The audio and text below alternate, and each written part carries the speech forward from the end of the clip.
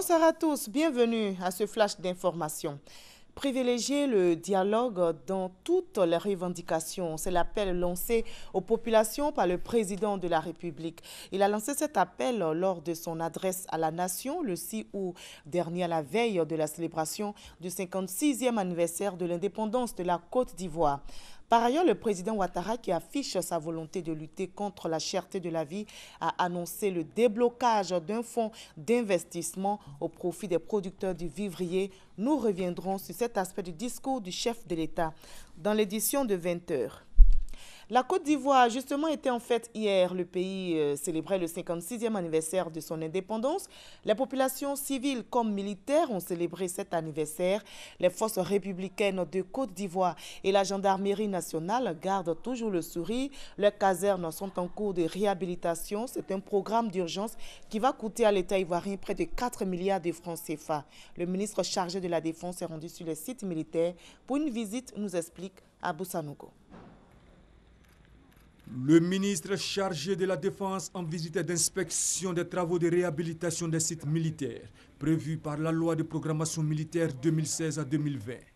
Et cette loi vise à renforcer les capacités des forces républicaines de Côte d'Ivoire et de la gendarmerie nationale en moyens humains, matériels et financiers. Première étape, la caserne de gendarmerie d'Agba. Le bâtiment qui abrite le poste de police à l'entrée du camp est remis en œuvre. L'escadron moto reçoit des couches de peinture. La canalisation, la réfection des couverts du meuble, de même que le système d'assainissement et d'électricité sont refaits. Après la caserne d'Agban, Alain Richard Donvaï met le cap sur l'ancien camp militaire d'Akwedou. Au commandement des forces terrestres, les travaux avancent. Postes de police, dortoirs et réfectoires ont été refaits, en plus de latrines.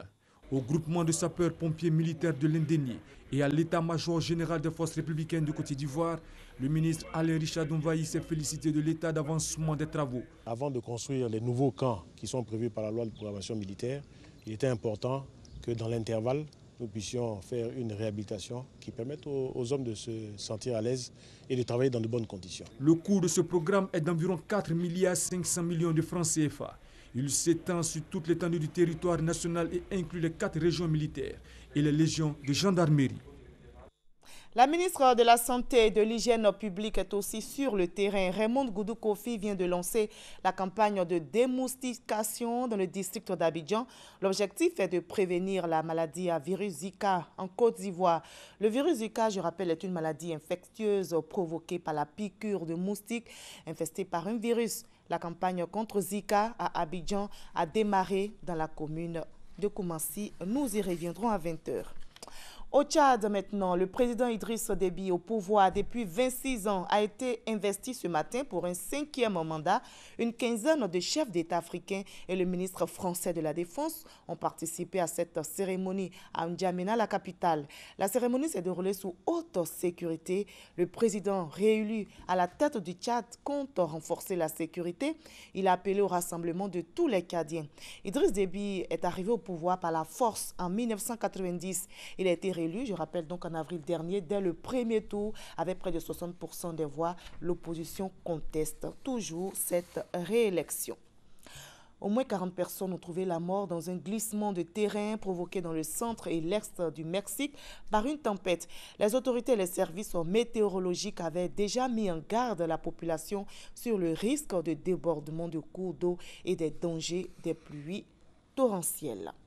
Nous partons maintenant pour le Brésil où se déroulent à présent les Jeux olympiques et c'est une médaille d'or historique qu'arrache le Kosovo. Porte-drapeau donc de son pays, la Kosova Malinda Kelmendi a décroché la toute première médaille olympique de l'histoire de son pays en battant en finale des 52 kg l'Italienne Odette. La nouvelle championne n'a que 22 ans. On se retrouve à 20 h.